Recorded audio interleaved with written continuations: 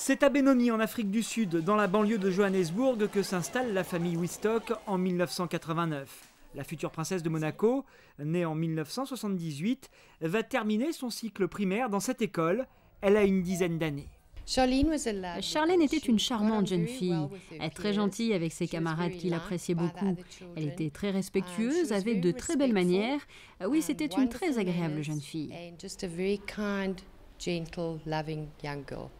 À cette époque, elle s'entraîne notamment dans cette piscine sous la direction de sa mère qui lui fait faire ses longueurs depuis l'âge de 4 ans. La passion qu'elle entretient pour la natation est indéfectible et ses qualités sont déjà énormes. À la Benoni High School, où elle accomplit ses études secondaires, elle détiendra d'ailleurs tous les records jusqu'en février 2011. J'ai été très honorée de battre ces 2 records, car ils étaient établis depuis longtemps.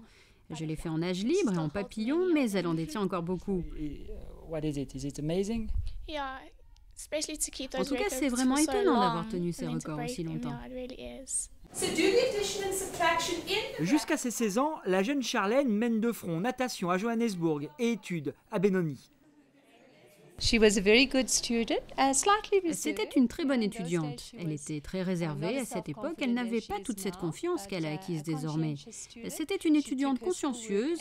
Elle prenait ses études et la natation très au sérieux. C'était une jeune fille très polie et assez timide, mais une adorable jeune fille.